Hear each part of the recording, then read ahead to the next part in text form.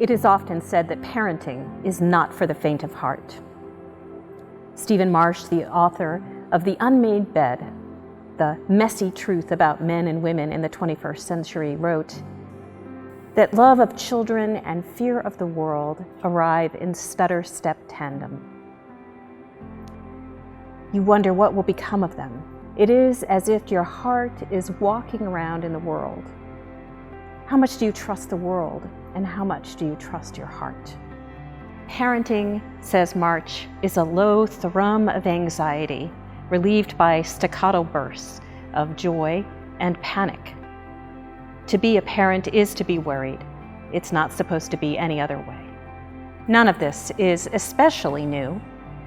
Those of us parenting now don't really have it more difficult than parents in previous generations, but there is one thing that is different, and that is the lack of spiritual resources that parents have, and therefore families, to draw on.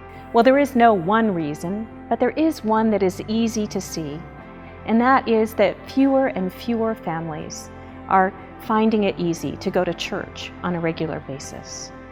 It's harder and harder with the pressures of the world to set aside time to nurture your spiritual lives, at least regularly. But many families, both parents and grandparents, are yearning for a way to nurture their children's spiritual lives. And into that yearning drops this resource, Stories of God at Home, a Godly Play approach. Godly Play is the result of a lifetime of research and practice by theologian and author and educator, the Reverend Dr. Jerome Berryman, and his wife, Thea. It's been used for over 40 years in churches, schools, and hospitals all around the world to nurture the spiritual lives of children and their mentors. It's based on Montessori principles, and so there are beautiful manipulatives that have been developed to support the telling of the stories.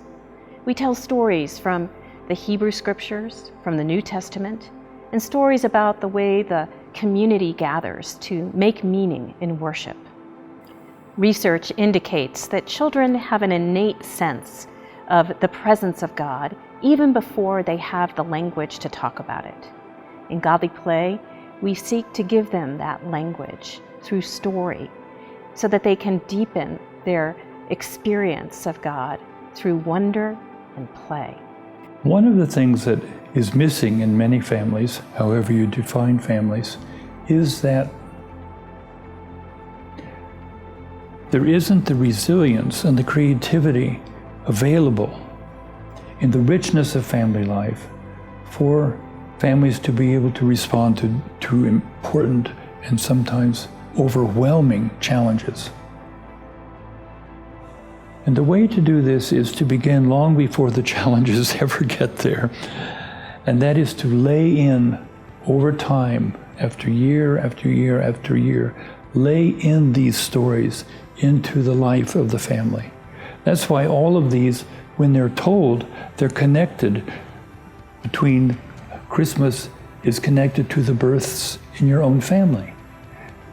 And all of these are connected back into what happens in your family, so that finally, when you come to the lesson about the circle, you lay all the pictures of your family's great moments alongside the appropriate place in the circle. So this is a kind of integrating, a weaving together of the family stories with the stories of God. And if you can do that, then you begin to know by intuition if you're younger, and then that becomes more and more explicit as you grow, how to meet these challenges, because everything you need is here. Dr. Berryman makes a very important distinction right at the very beginning of the book. Instead of talking about storytellers and storytelling, he uses the term storying with God. He explains this by talking about his time at the Houston Child Guidance Center. Dr. Berryman worked at the Houston Child Guidance Center from 1983 to 1984 as a member of an interdisciplinary team that was charged with caring for suicidal children. The team was made up of a psychologist, a psychiatrist, an MD drug expert, and a social worker, and Dr. Berryman. Together, they provided family systems therapy for the children and their families, and they looked at the ways that those relationships had broken down. The thing that these families had in common was that they did not tell stories. And that's when I began to take storytelling much more seriously, and to realize that storytelling is not even just telling, it's also hearing, and that the meaning is made in the back and forth. So when you come to a story, you need to come prepared to be part of the story and to talk back to the story and hear it actively. Well, none of that was going on in these families. They didn't tell about grandmothers and grandfathers. They didn't tell about vacations. They didn't talk about pets. They didn't tell stories about anything. They had no stories, and the children couldn't really live like that. That struck me so powerfully. That had a lot to do with moving from the Texas Medical Center in Houston Child Guidance to Christ Church Cathedral in downtown Houston, so that I could begin to tell stories and encourage people to hear and listen to stories. Kevin Bratt emphasizes the give and take by saying that narrative meaning making is the co-creation of the storyteller and the listener. He calls it relational storying, to avoid the undue emphasis on the telling of stories by using the term storyteller or storytelling. And so throughout this important resource, Dr. Berryman uses this term, storying with God, to emphasize the relational aspect of this work with families. And so this book is not so much about telling godly play stories at home, as it is about using the godly play stories we love to do some relational storying around the dinner table, when you're on vacation, or perhaps when you're at a hospital waiting for news about a loved one who is ill. The 6 stories Dr. Berryman recommends using at home are Creation, the Advent series, which is about preparing to come close to the mystery of Christmas, The Faces of Easter, which is the Lenten series we use to prepare to come close to the mystery of Easter, Knowing Jesus in a New Way, which is about preparing for the great mystery of Pentecost, the Parable of the Good Shepherd, and the Circle of the Church Year. Dr. Berryman has written new scripts for each story. They draw on the originals that are used in a godly playroom, but have been specifically adapted in a way that weaves the story together with your family narrative. The materials you need are available from Godly Play resources. All but the Circle of the Church Year are available in small versions called home editions. They are smaller than the ones we use in a godly playroom, so that they can be more easily kept on a shelf in your home. We recommend that this be a family discussion, that is, deciding where you keep them. Part of making meaning with them is honoring them with a special place.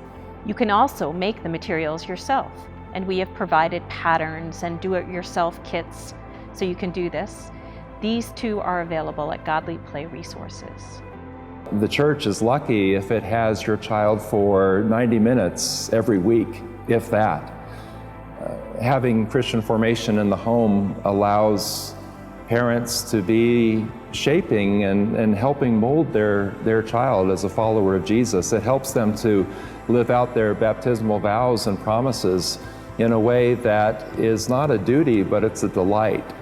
To be able to live together and share together, to learn together, to experience and wonder together in the context of a family unit and family life.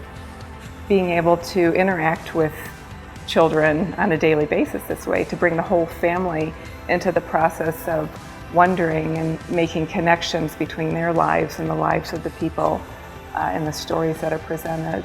Also, I think Godly Play is a natural way for equipping parents to interact with children about faith-related issues. I think sometimes parents are tremendously uncomfortable with the questions their children come to them with, because they feel like they don't have all the answers or the right answers. And this instead invites parents as well as children to discover things and wonder and to ask questions, and that question asking is just fine. It's how we move deeper into our faith. Godly play has also been an important part of our family life. Our second daughter, Nancy's been and her husband have been very involved in godly play. And their twin daughters, Sabrina and Sasha, have been blessed with really knowing nothing but godly play in their Christian education experience. Their sense of spirituality, of understanding how God is present in our lives, is very evident in the way they deal with tough situations, deal with disappointment, deal with heartaches, deal with joy, deal with success. It undergirds who they are as a family. There is a wonderful children's book entitled Crow and Weasel by Barry Lopez. It chronicles the journey of a crow and a weasel, a journey filled with adventures and even danger. One night, the pair stays at the home of a wise old badger. They spend the evening telling the badger stories of their adventures, and the badger ends up being more of a storytelling coach than a listener. He says, "Stand up here so that you can express yourself more clearly. Tell me more about where you were when that happened." The next morning, the pair thanks the badger for his hospitality. They say, "Each place we go, we learn something, and your wisdom here has helped us." The badger replies, "I would ask you to remember only this one thing. The stories people tell have a way of taking care of them. If stories come to you, care for them, and give them away where they are needed. Sometimes a person needs a story more than food to stay alive. This is why we tell each other these stories and put them in each other's memories. That is how people care for one another."